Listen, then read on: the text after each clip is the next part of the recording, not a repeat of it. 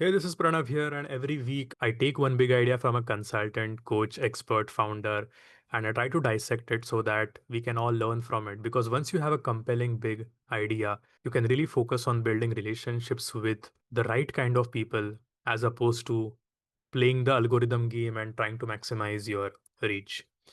Today, I want to talk about my client Yashi. So, this case studies are going to be a little bit different because it's actually my client Yashi. So, who is Yashi? What problem she was having, and how did we actually come up with the solution? Is a small story that I want to take you through today. So, Yashi is a brilliant coach. She coaches professionals. She has a couple of niches, but she's extremely good at what she does. And the problem that she helps her clients overcome range from anxiety, stress, imposter syndrome, among other things. And she's extremely good at what she does. She has had tremendous success with her clients. In fact, the way I got to know about Yeshi is that a mutual friend of ours, he had put an appreciation post just complimenting Yashi because he had apparently worked with her and he had got a lot of results. So one of the challenges that Yashi had was she was inconsistent with her content creation. Again, as soloists, as coaches, experts, consultants, we really have limited time at our hands. We don't have like a 20 people team helping us. So the first thing to take a hit is usually our own brand. So even though she is an amazing writer, she's a beautiful writer, she was still a little inconsistent with her content creation. Her messaging lacked coherence because she was at a stage where she had accumulated this huge amount of experience.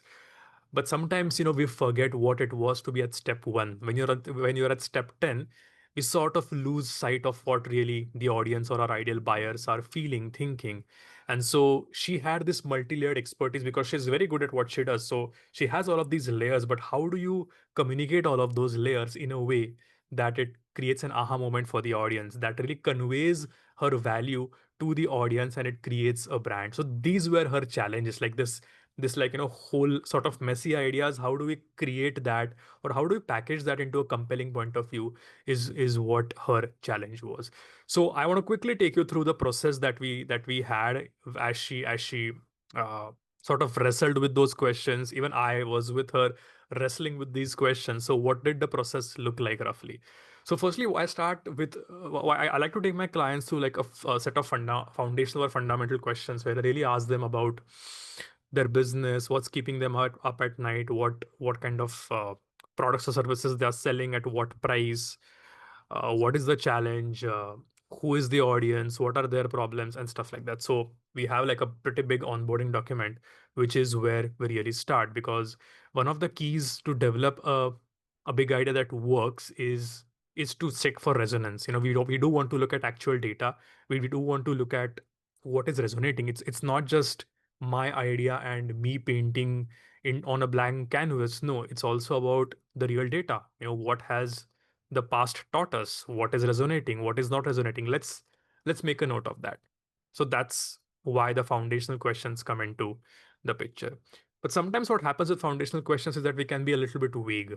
We can sort of beat around the bush and we can give answers that are not specific. So the second step that I like to take my clients through is specific client stories, where we actually jump into 3 to 4 actual clients. I talk to them about what was the life of the client before, how did they meet, and what happened, what transformation Yashi or any of my clients they really uh, brought about in their clients. So we made a note of all of these specific case studies. There were 3 or 4 in Yashi's case, and again I use AI to draw patterns, because AI, while it may not be the best at giving you ideas, it's very good at understanding different patterns. So those client stories really helped us understand different patterns that were happening in her client work. What did the clients actually appreciate is one question that we really zeroed down on as we dug deep into these specific client stories. The other thing that we did was, because Yashi is a good writer and she also has written a ton of content. She also, by the way, is huge on Medium. Her articles have gotten a lot of views. So, fortunately, in her case, she was not at step 0. She was actually creating content. And I looked at her emails, I looked at her articles again with the help of AI, with my own thinking as well. We were able to identify a few patterns because that's what important, right? Like what is she really trying to say? What is the hidden layer? What is the hidden expertise, the hidden thread that she is really trying to convey? Is what appears when we is what reveals itself when we actually do the content review.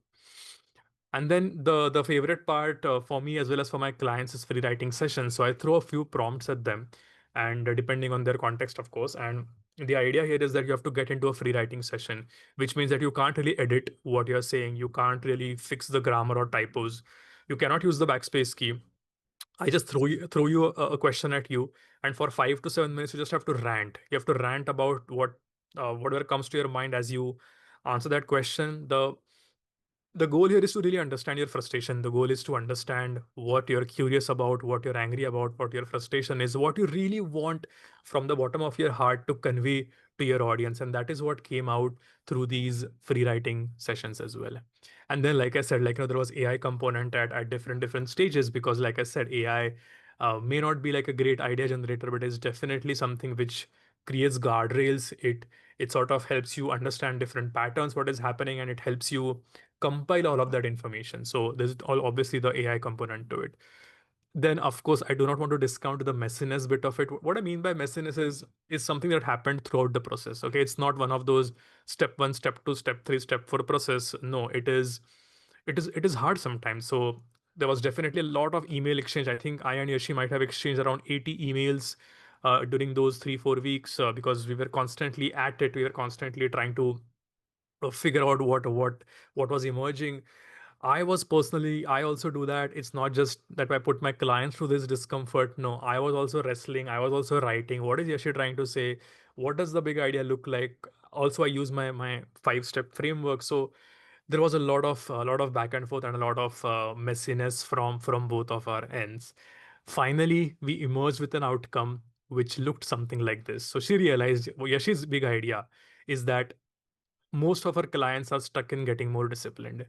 They want to get more disciplined. They want to whatever have this kick-ass morning routine. They want to do more, and in the process of more discipline, they are actually falling behind. They're actually harming themselves. And so Yashi's point of view is that no, you don't need more discipline. You just need more alignment. There are different parts of you. There's a mental, spiritual, different parts of you which need to be in alignment, because being hard on yourself, really criticizing yourself for not being disciplined, doesn't really lead to any meaningful change. So you don't need to do more. You just need to look within, and you need to align the different aspects of yourself. That is her big idea. You don't need more discipline, you need more alignment. Now when we arrived at this, the whole game changed for Yashi, because she felt extremely comfortable with this. She felt this exactly conveys what she stands for. And also, by the way, this was validated by data. We looked at the past case studies. This point of view held true there as well. Plus she took feedback from a few of her clients and prospects. It seemed to be landing well. The beauty of having a compelling big idea is that now you get a North Star. Now you exactly know what kind of content you need to create, and you are just filled with enthusiasm, with energy, because now there is no more confusion. You know exactly what you want to say.